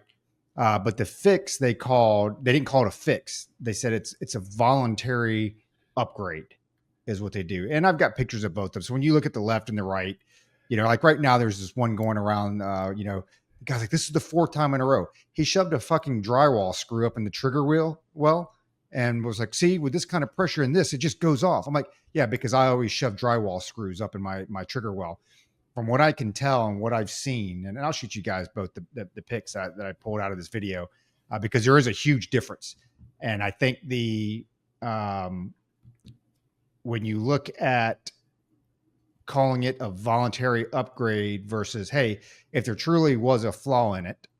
And again, I've read a lot of the stories and you hear it, here's my thing. It's like your car. If there's something wrong with your car and you take it to a mechanic, they've got to be able to replicate it, right? That's how they fix it, unless they see something going on. And what I'm saying is, not that I trust SIG or anybody else, but with all of these instances that you read about on here, thousands and thousands of them, surely a lab's been able to recreate this stuff. Surely. With all the lawsuits that are going on, surely a lab's been able to recreate this stuff. From what I've read and what I've seen is, and I've got the upgraded model, so you can go in there now and check your serial number and this and that. But you're starting to see bleed over where like, well, it's new models too, dude. It's totally different. Was there a design flaw in the P320? Yeah, because it was supposed to be a hammer, strike or hammer pistol that was converted. When you look at the drop-ins from the original versus what they have now, I'm perfectly comfortable carrying what I have. I would probably say if there is an issue with the first generation and the videos that are making it out and around, it's probably the first generation. But again, with all these people that are suing back and forth, left and right, SIG and everybody else, I mean, this stuff would be replicated somewhere on one side of the house or the other, whether it be SIG or somebody who's trying to sue them. You would be able to replicate this stuff over and over and over again. So, half of it I think is operator error, if not, well, more than half of it. It's like I've read a couple of them where, hey, we were off the range. I think this was an Air Force unit. We were off the range, 2 dudes standing in front of the fridge. Another guy squeezes in between the 2 dudes to get to the fridge. The holsters hit and the round goes off. So everybody there had loaded weapons, no safety. You're just standing there in front of the fridge. You're off the range. Sounds to me like it's a cover up. I mean, I think, and I would say the sad part about it is I would say, and this is my educated guess, it could be wrong. Most of them are probably trying to cover an ND and knowing that, hey, this is the accepted. It just went off. It just went off. I've been carrying my P320 for several years now. Hasn't happened. Again, I have the upgraded model, so maybe version 1, maybe it is a problem. But when so many other stories circulating that I believe are cover-ups for NDs, you'll never get to the actual, like, hey, yeah, there's a problem here. These are legit. And, finally, again, going back to, if there's so many of these, they'd be able to replicate in a lab, and I haven't seen it done, and correct me if I'm wrong. I mean, if you guys have something like that, that's great. I have not seen where it's been replicated in a lab by, prosecutors, folks that are trying to do, class action lawsuits or Sig Sauer, either way. This reminds me a little bit of the Toyota thing, the Toyota braking thing. Remember that? Remember when that was a thing and Toyota took a hit? You don't remember that, Josh? No, it wasn't braking. It was acceleration. I'm sorry. Oh, yeah. Jeep had it too. And man, Toyota took a big hit, but Toyota's a major company with a lot more market cap than SIG. I can guarantee you that. It's just like Roger, there may be a couple of reasons that they didn't go with, we're issuing a recall. They may have run it through let's bring it back through the Fight Club formula. What are the odds of this happening? What's the average cost of a out of court settlement? It's exactly what they did. Than the cost of a recall. We don't do one. It's like maybe that was maybe SIG could recover from this. It doesn't look good, because I'll tell you why it doesn't look good. I am, as usual, on the fence. I'm not completely convinced that it's a real thing, because I tend to go with Roger. An ND, man, soldiers, sailors, airmen, Marines will say anything to get out of an ND. At the same time, I'm just like, well, it is an issue that's been talked about for quite some time. There's a law enforcement organization up here where I am that before this ever became a deal, this is 3.5 years ago or so, they didn't go with SIG because they had heard about, unintentional or uncaught, whatever the term is, they had heard about this. So they went with something else. So it's like, but again, it's like, if I'm 50-50 on this, or even leaning more toward Roger's point of view, there's still 30% of me is like, well, this could be a thing. And I am appendix carrying right now. So it's got me thinking. It's like, well, I'll keep my SIGs, and if this really isn't a thing, then it'll be fine. But in the meantime, maybe I should go back to my little Beretta PX Storm. With your appendix carry, and we were joking about this the other day, but it's like I hear about all these discharges. I haven't heard of one appendix carry uncommanded discharge. That's their term now. I haven't Uncommanded either. discharge. Honestly, I mean, I haven't heard of any problems with the P365 either, which is my EDC. So it's like, but it still has me thinking, and I hate thinking. I just want to have that thing sitting there, without any doubt whatsoever. But if you look at the picture I just sent you guys, I just texted, the one on the left is the upgrade and the one on the right is the original. There's a significant difference in the design, right? I mean, we're not talking about, we just moved a little piece here or this. There is a significant difference from the left and the right. And I'm not a mechanics expert in firing. Understand that, your firing pin or your striker hits the primer and, it makes things go boom. But you can see from the left and the right, there is a huge upgrade there, and I think a lot of that just goes back to, hey man, they're paying the price for very, very shitty PR. And as opposed to saying, hey, and you're right, it's probably a lawsuit thing. But as opposed to saying, hey, it's a recall or recommended, it was a voluntary upgrade, or whatever the hell it was. So the real shame in this is, the 320, the P320 FCU concept. It was the first big design innovation since the Glock 17, like decades ago. So there's a couple people that I 100% put my, I go to them for, gun advice, firearm advice. One of those is Admiral Dave, just because this has been his hobby, for decades. And, he was on the Army marksmanship team. Like, he knows firearms. He's built a number of his own and everything. And so, I go to him, and there's a couple other guys that I used to work with that I can always hit them up like, hey, what do you think? And every single one have been like, yeah, I'm probably going to put my P320 in the safe, and I'm probably not going to carry that thing anymore, because the design flaw was it's like the M17s and M18s with the manual safety. The safety is a trigger block, not a firing pin block. So it's the trigger block. It still allows the gun to fire. If the striker jiggles loose of the sear and falls forward, it will discharge the gun. All right. So the safety is a trigger block. It won't let the trigger be depressed, but it won't stop the gun from firing if the striker jiggles loose and falls forward. All right. So let me ask you this real quick on that, because with the upgrade, and you can see the sear where they've actually cut it out, where it is a physical piece that's going to stop it. So that, again, big difference between the first one and the second one and the quote unquote upgrade. Sure. They still feel the same way. So the notch is just bleh. And the upgrade may have fixed that problem, right? May have addressed that. That's not, for me personally, that's not enough reassurance for me to put my 320 on my hip and, make it my EDC. So a couple other things is, so the FBI Ballistic Research Facility released a report here last month or a couple weeks ago. So the Michigan State Police, that was one of these incidents. Michigan State Police, said, hey, we had an officer's 320 that fired, it discharged involuntarily, was not being touched, was not being manipulated at the time, blah, blah. So here is the FBI's finding in this. All right. So the investigation began after a July 31, 2024 incident in which Michigan State police officers issued M18 pistol, military version of the P320. All right. Same one I have. Allegedly discharged while secured in its holster. All right. So it was issued. It was at a department issued Alien Gear Rapid Force Level 3 holster at the time. Note to self: don't buy Alien Gear holsters. They suck. They're terrible. Go buy a nice holster. All right. So the FBI's Ballistic Research Facility discovered multiple issues, and I'm quoting from the report, within the gun's internal components, including excessive wear on the sear notches and abnormalities on the striker pin hook. Most notably, they found the striker safety lock spring, a critical failsafe, was not properly seated and could come loose resulting in firing. This condition would effectively render the striker safety lock inoperable. All right. FBI also noted the striker could impact the primer if the sear disengaged and the safety lock failed. All right. So the FBI was able to they were able to discharge the weapon while it was on safe and not then the trigger not being manipulated.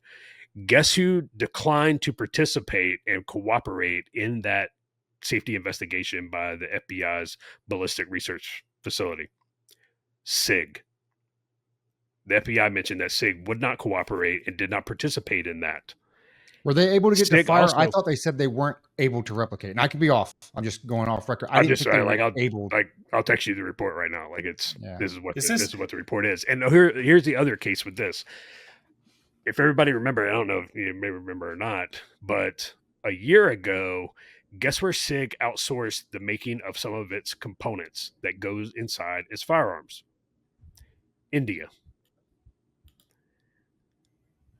They came out with a public statement like, we're bringing jobs to India, making firearms components, stuff like that. And you're like, man, that just, I don't know.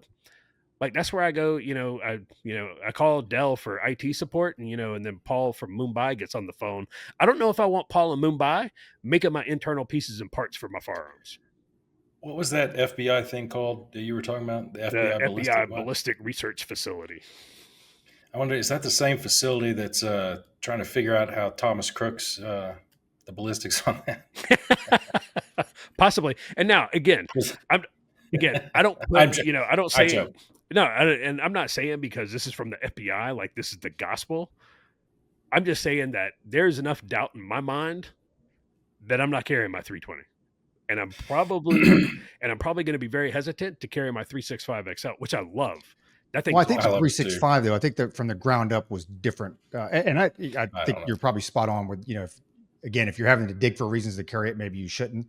I will say though, from their conclusion from the report, a reliable test could not be developed at the time of this document to test the effectiveness of the secondary sear notch, which I believe is the update. While examination of the subject weapon did not independently provide evidence of an uncommanded discharge, it does indicate that it may be possible with sear, yada, yada, yada. But again, I go back to Josh's thing, to each their own. But if you're having to look for reasons to carry it, then maybe that should be a factor in your decision not to carry it.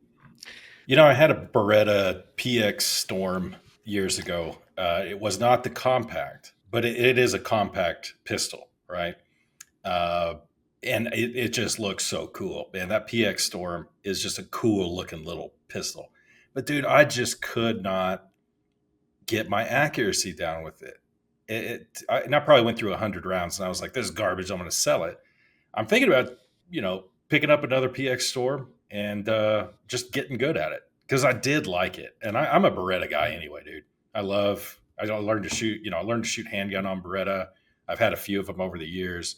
It just feels good and I shoot accurate with it. Because at the end of the day, all these people, F Glock, F SIG, F Dieted 11. Dude, who cares? As long as you can shoot straight and accurate with it. And if you get real, real good at manipulating that thing, there are garbage handguns out there, high points or whatever they're called.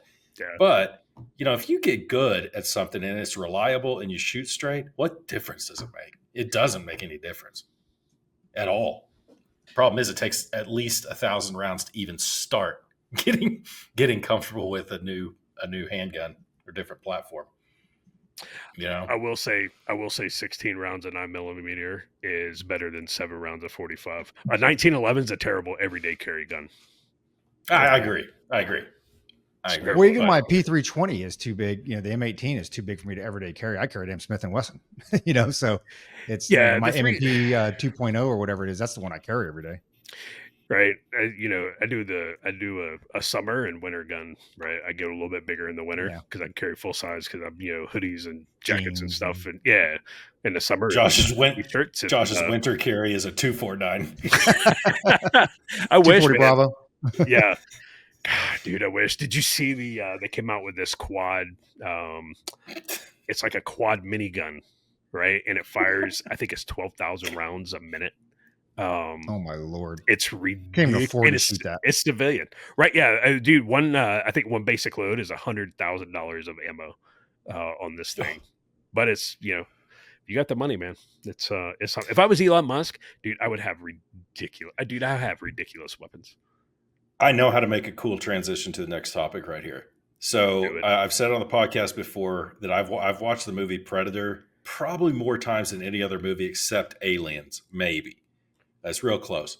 And I'm so obsessed with the movie Predator that I once calculated how many rounds Jesse the Body Ventura would have had to carry into the jungle to fire that minigun as often as he did, as often as the minigun was fired. And it was something, I calculated the rate of fire. I had a stopwatch, and I would count up like how much time was that thing actually fired. And guys, it was something like 1,600 pounds of ammunition they would have had to be carried through the jungle. And it's like, you know what? Whatever. Suspension of disbelief. It's one of the best.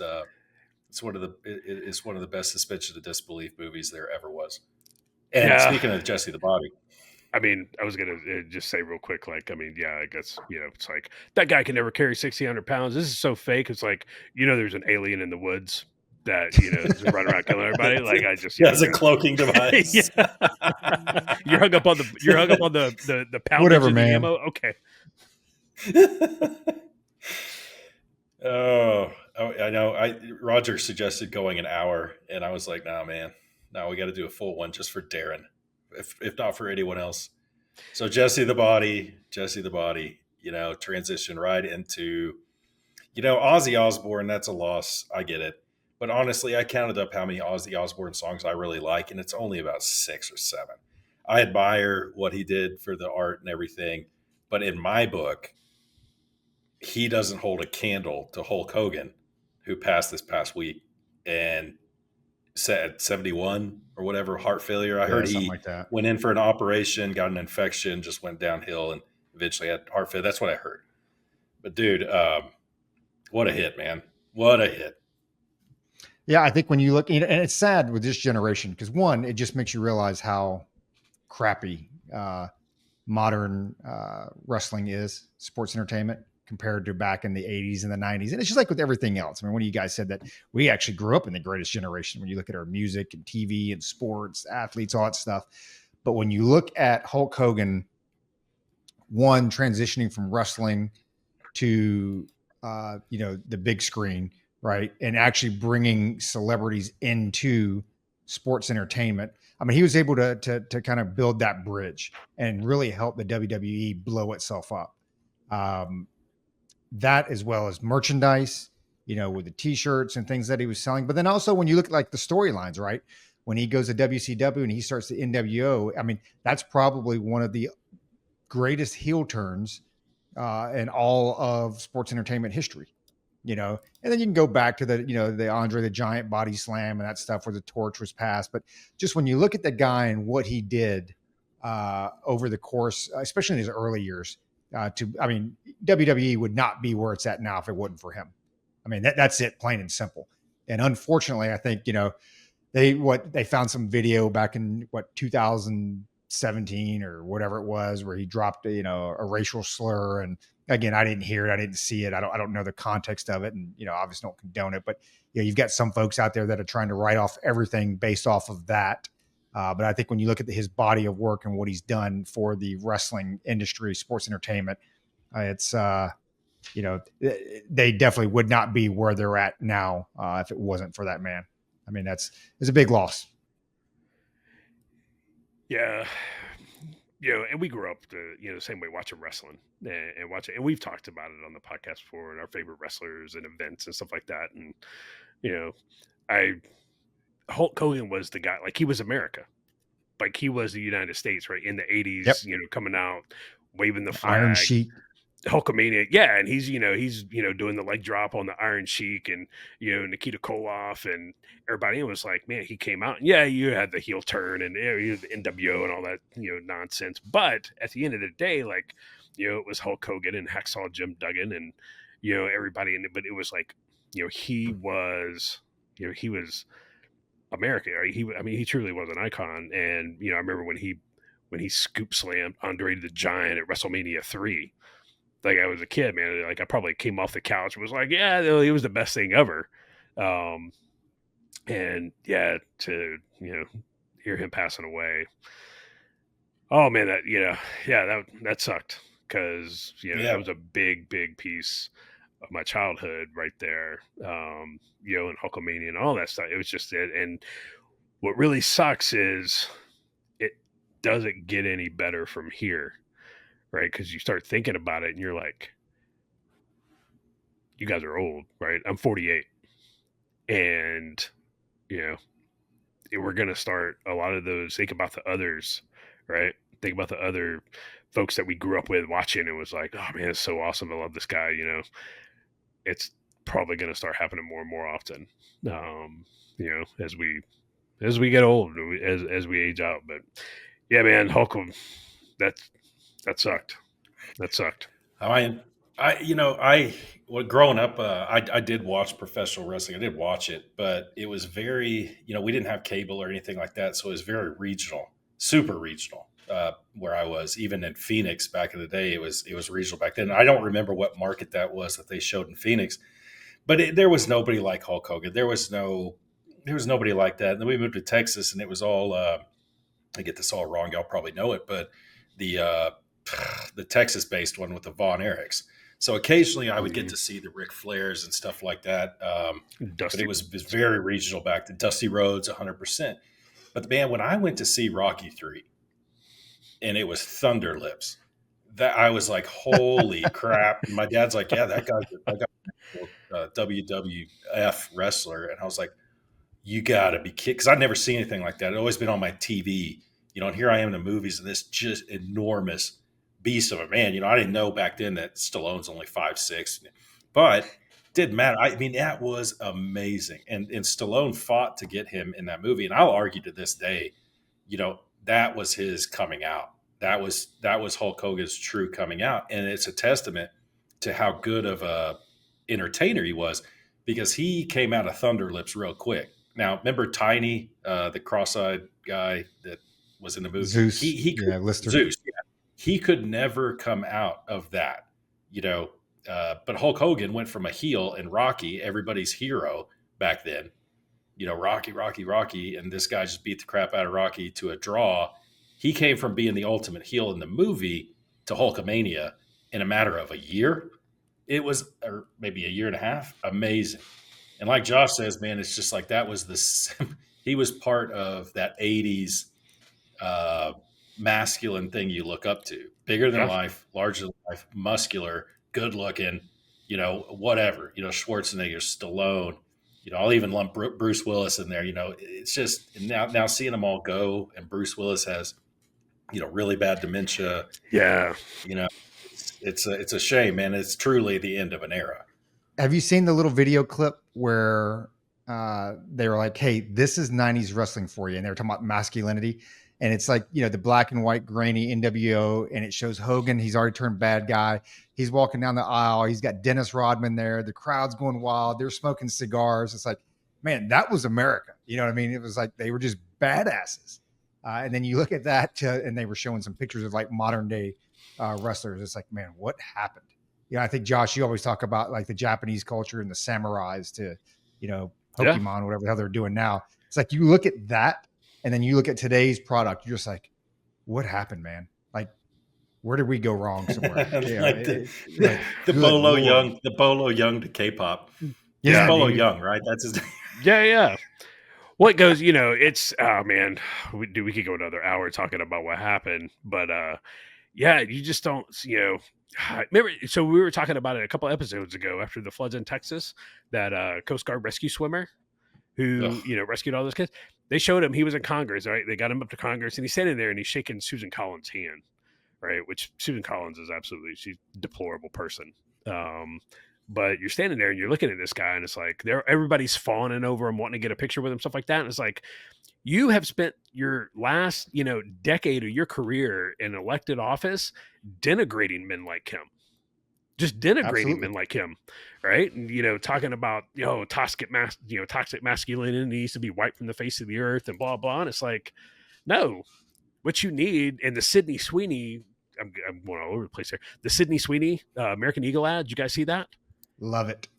Dude, Love it. people are like, her the initials are SS. This is Nazi propaganda. Oh my This is Nazi God. propaganda. And it's like, no, this is what made America great, right? Like you have an attractive female modeling jeans. It's not, it's not Lizzo up there with her, type 2 diabetes, and obesity. This is going back to what people actually want to see, right? And it's completely ridiculous. But yeah, man, big piece of childhood gone, and that sucks for sure. Who's next, man? I mean, Theo even died, but Roger thinks that he was in with Cliff Huxtable. Busy popping pills or giving out roofies. And with Was Bruce he? Willis, man, I didn't realize they were, and I don't know how true it is. It's just something that came across X, but they're saying his dementia's so bad now that people will come up to him like asking for autographs, and he doesn't even know why. Like he doesn't actually realize that he, is a big time actor. That sucks, dude. That's the worst way, man. John McClane deserves better. That's the tough way to go. That's for sure. I mean, I have some family members and friends who've had to deal with, loved ones going slowly from dementia. That's a tough one, dude. That's a really tough one. Yeah. Ugh. I had a great uncle, Korean Vietnam vet, dementia eventually killed him, and it was terrible. It was absolutely terrible. Me personally, I would not be in my right mind, but if there was a way, I would leave it in my will. Be like, hey, once I get to that point, just euthanize me. Palliative care, dude. Just euthanize me, man. I don't want to be like that. I don't want to be like that at all. Black tar hair on, just to inject it. This is a family show. This is a family show. You want to close out, or you want me to do it, Josh? Go ahead, knock it out, man. It's all you. All right, man. Well, it's been almost 2 hours, so you know what time that it means. It's Josh's bedtime. So I'm gonna go grab me a Subway. I'm gonna go grab me a. Dedicate your Subway sandwich to the Hulkster. Yes, that's right. So yeah, we've done pretty good, guys. Almost every week. This will be 180. So 20 more will be at the Magic 200. And I can't believe we still have listeners, but yeah, thanks for listening, y'all. And sorry we're coming out with so many in rapid succession, Darren. Good Lord. Darren just harangues me about, y'all are putting these out too fast. Barely have time to damn listen. So yeah, you're welcome. But anyway, I've been doing a lot of commuting lately, and I'm appreciating more and more the power of podcasts because I got to listen to something for 10 hours a week. But anyway, thanks for listening, y'all. I appreciate it. Until next time, keep your Canteen cups full and tightly secured.